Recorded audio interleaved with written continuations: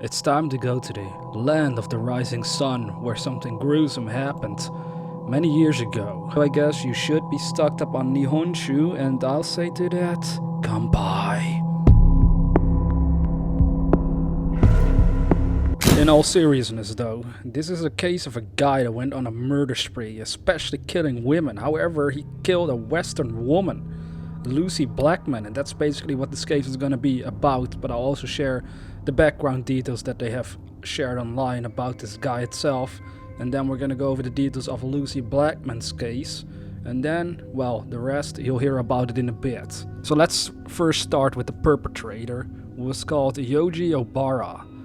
He was born Kim Song-young, and he was a Korean-Japanese man. I guess his parents moved to Osaka, Japan in 1952.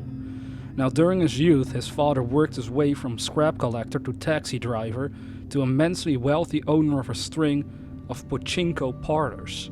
Obara was educated at prestigious private schools as well as having daily tutoring in a variety of subjects such as languages and musical instruments.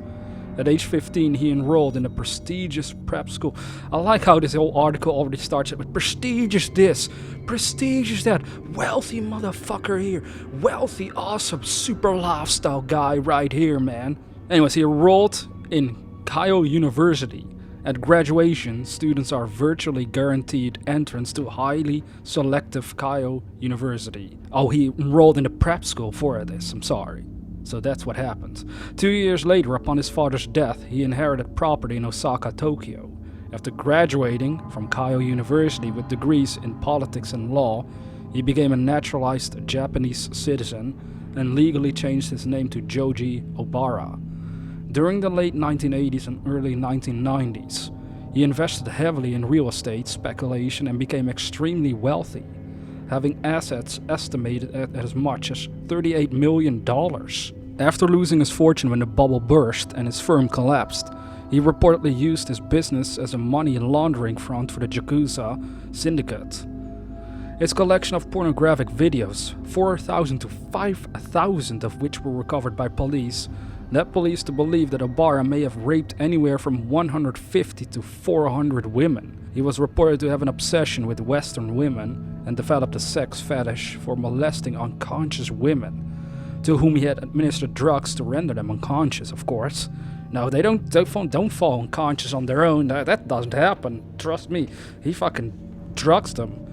Now, he targeted both the Japanese and Western women.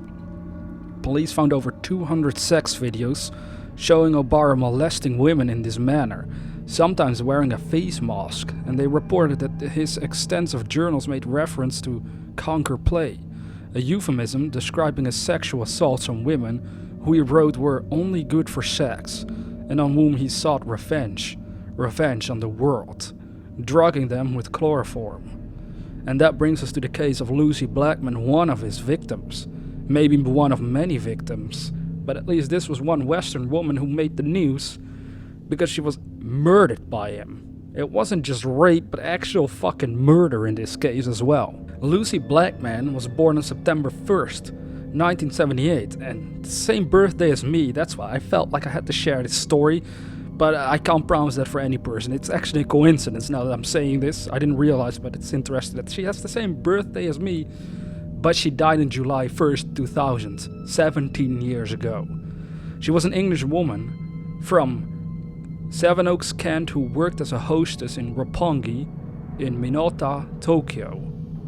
Common in East Asian nations, hostesses, in this sense, describes young women at bars who are paid to engage in conversation with men, light their cigarettes, sing karaoke, and with a strict policy against men touching the hostesses or making sexual propositions. Blackman had previously worked as a flight attendant for British Airways and had come to Japan to see the world and earn money to pay off her debts. At the time of her disappearance, she had been working as a hostess at Casablanca, a nightclub in Roppongi, later called Green Grass. She was 21 years old at the time of her death. Blackman's mysterious death and disappearance, as well as Obara's trial, received high press coverage in Japan and internationally, especially in the British media. As a result of the publicity surrounding the case, 3 foreign women came forward to describe a waking up sore and sick, in Obara's bed with no memory of the night before. Several of them, it turned out, had reported him to the Roppongi police, but it had been ignored. On July 1st, Blackman went on a dohan, a paid date with a customer from Casablanca. Other than a few calls to her friend during the date, no one heard from her again. The Blackman family, wanting to find her, flew to Tokyo and took the opportunity to start a high-profile direct media campaign, including approaching British Foreign Secretary Robin Cook, who was in Tokyo at the time. Newspapers started publicizing Blackman's disappearance on July 13th, when British Prime Minister Tony Blair made mention of the case during an official visit to Japan, where he met with Prime Minister Yoshiro Mori. An information hotline was staffed by British expats, and an anonymous businessman funded a reward of £100,000. On February 9th, 2001, this is disgusting, but it reminds me of many other Japanese cases, alright? So here we go. Her dismembered body was found buried in a shallow grave under a bathtub in a seaside cave at Mura, Kanagawa, about 30 miles south of Tokyo, just a few hundred meters from Obara's apartment. The body had been cut into 8 pieces. Her head had been shaved and encased in concrete. The body was too decomposed to discover the cause of death. A trust promoting personal safety was established in Blackman's name. Her story was the subject of the book People Who Eat Darkness by Richard Lloyd Perry. So it's kind of like the other female victims that I shared from Japan. A lot of times cement is used over there. I don't know why, but I've shared some other cases, if you guys remember the other Japanese cases I've done, where again these victims are dumped in cement and shit like that. I don't know why, but it seems very typical for them to do that over there. And it's absolutely gruesome if you think about it.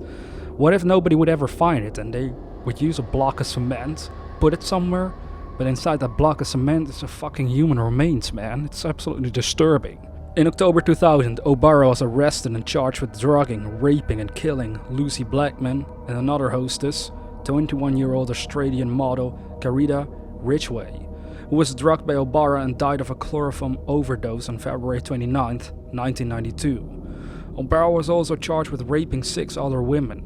According to the indictment, he made Lucy a drink containing a drug before raping her at a condominium in Zushi, Kanagawa Prefecture, and she subsequently died. Obara has maintained his innocence though, and claiming the drugs that caused her to die were self-administered. Now Tim Blackman, Lucy Blackman's father, accepted £450,000 in condolence money. Mimaikin, something like that in Japanese, from a friend of Joji Obara's. Now his family members were opposed to accepting the money, but I guess he still did. Now the trial and verdict of this man, you must be wondering, so what happened to the guy that did the killing? Well, long story short, he ended up getting life in prison, and in early 2010, the Supreme Court of Japan rejected Obara's appeal and upheld his life sentence. So basically, he's in prison right now, and he will be in prison until the day that he dies. And the reason for this should be obvious, for what he fucking did. This guy seemed like a freak. They found so many pornographic videos in his house and 200 self-made videos of him molesting women. That's very, very disturbing. So I think it's a good thing that he's behind bars for life. He has himself to thank for this, because he shouldn't be doing that crazy shit to women or any person in general. And second of all, because of what he did, a woman did lose her life. 2 of them even, in the end. Totally unnecessary deaths. Basically from someone who just couldn't control his own sex drive. That's why this all occurred. Very, very disturbing, so I feel for the family. I mean, this girl just wanted to make something of herself and get rid of her debts. And then you have these sex freaks, whether it's in Japan or any other country, go totally overboard, wanting to dominate women and eventually kill them, which is a sad tragedy and fact of life. Something that you always have to keep in mind. But then again, it's not just guys going overboard, it can also be women. Regardless of that, this is the story of Lucy Blackman and her murderer, Joji. And if you have anything to say about it, feel free to do so in the comment section below. Always remember, you can show your support by leaving a like, comment, or sharing this video. And as always, have sweet dreams.